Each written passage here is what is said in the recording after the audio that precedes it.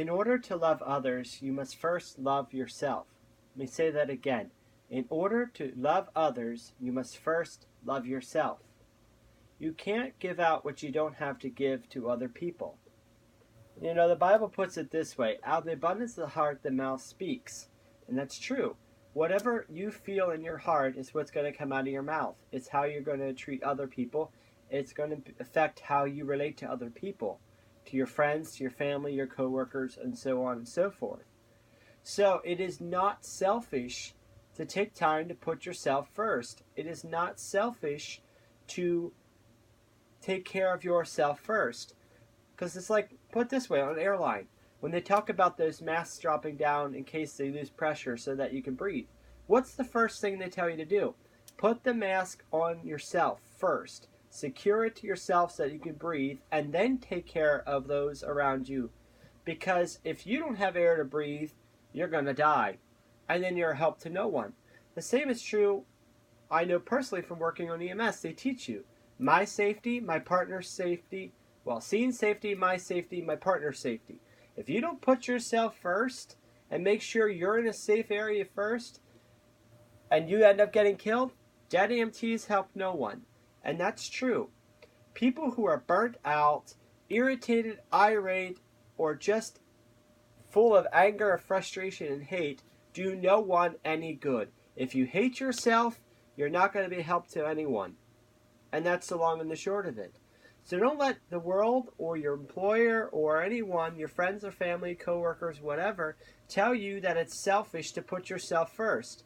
There's a great, especially in the Christian church, there's this great false teaching that it's selfish to put yourself first.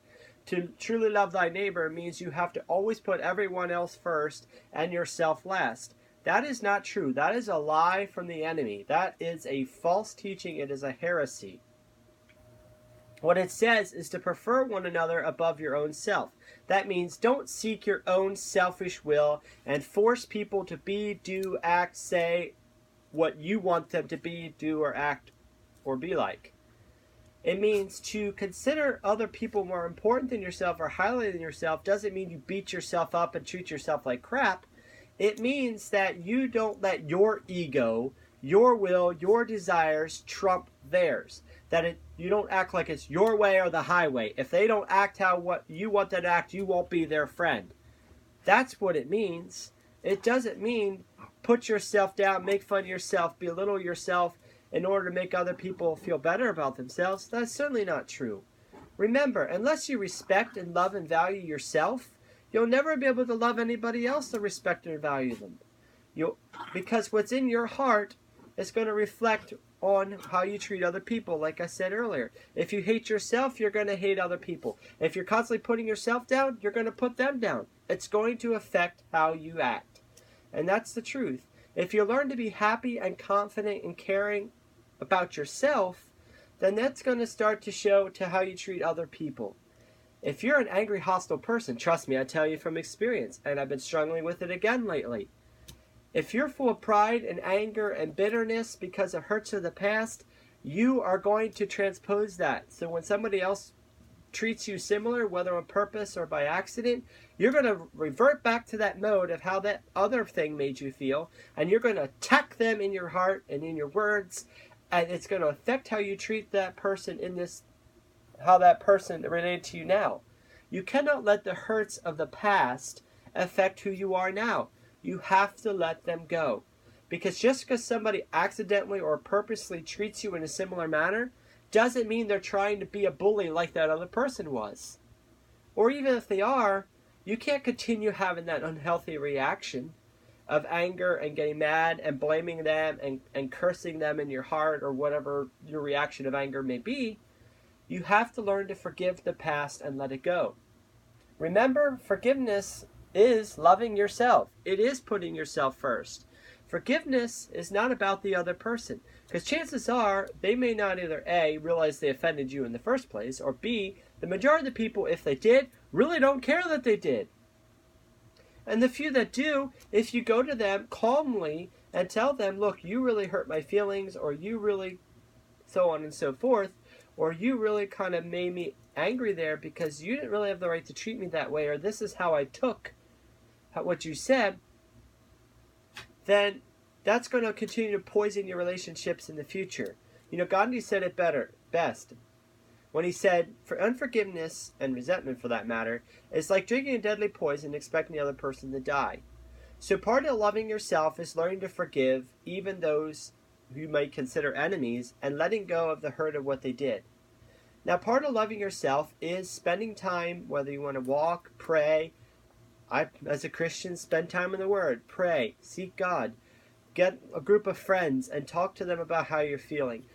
Talk to your friends. If they truly are your friends, they will understand if you're feeling frustrated. They will understand if you're feeling angry. They will understand if you feel like you hate yourself.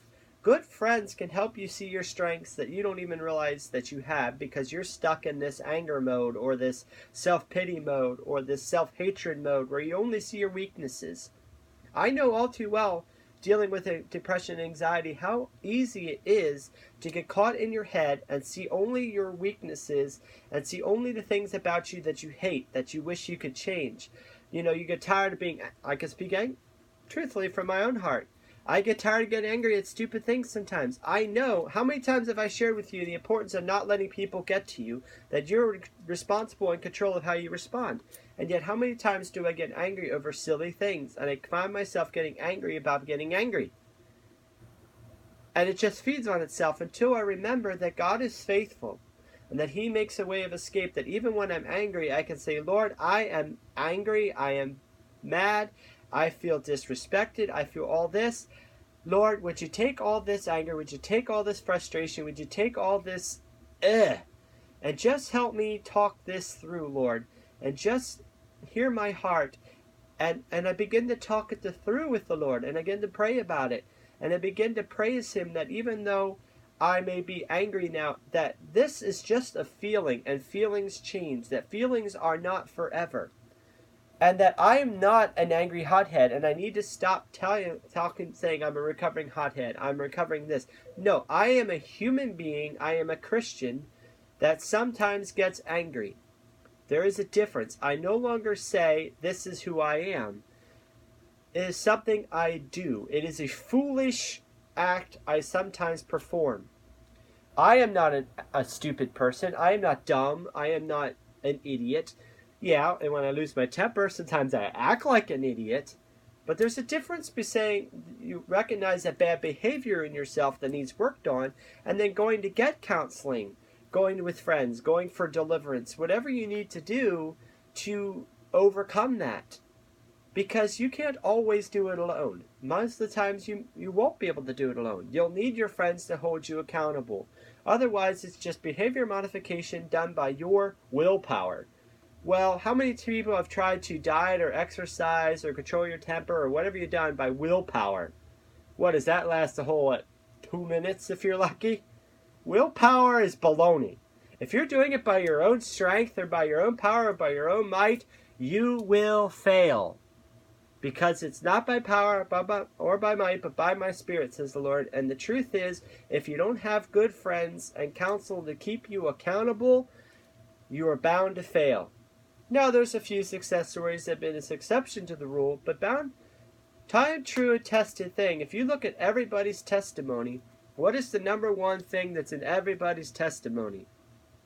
They had that one friend, a brother, a sister, a co-worker, a mentor, whatever, that was always there for them to tell them they can do this, they can overcome this, they can get through it. Like one of my favorite heroes, Corrie ten Boom. She had her sister, Betsy, I believe her name was, that got her through the concentration camp. Now, sadly, her sister died a week before she was released, but if it wasn't for Betsy telling her to give thanks for the lice, to give thanks to the guards, to give thanks for everything, as it's written, give thanks to God for all things.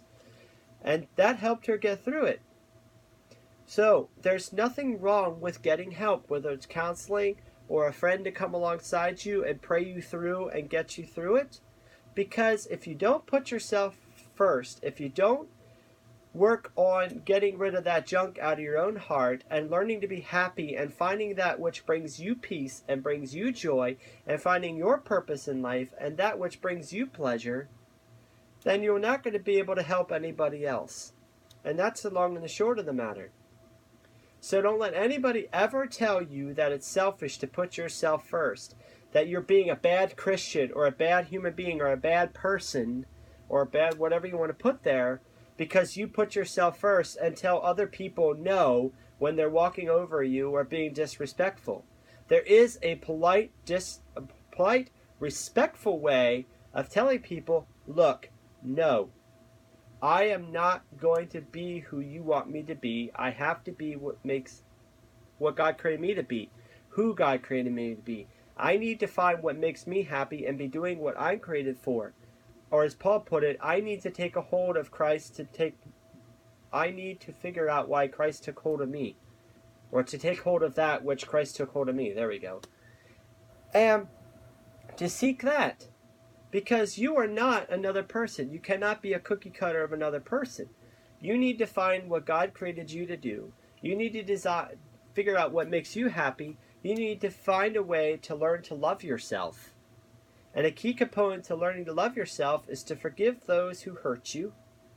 To know that all those things they told you or spoke over you are lies.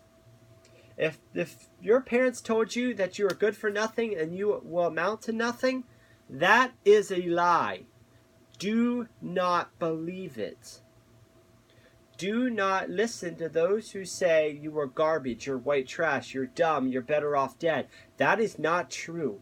You matter. You have a value and a purpose, and your life matters. The world would not be the same without you.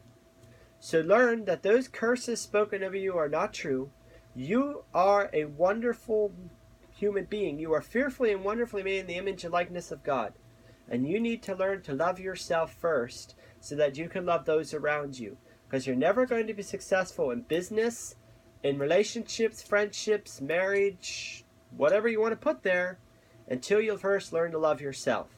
So my challenge to you today is take that first step. Learn to love yourself. Learn to accept that you are a wonderful human being and that your life matters. Begin to forgive those who hurt you.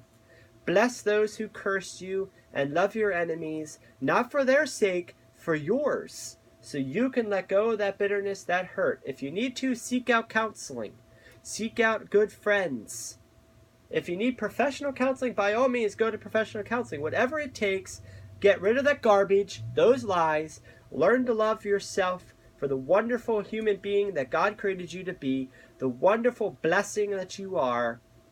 Find the bliss, find those things that make you happy and content, and go after them. And then begin to draw other people and show them that they matter as well. Remember, after you've learned to love yourself, then you can pay it forward by helping other people learn to love themselves in return. And then you will find yourself the most happiest, healthiest, content human being there has ever been, both spiritually, mentally, physically, and all the other needs there is. And you will leave the world a better place. And you all have a blessed day, and may God be with you all. Amen.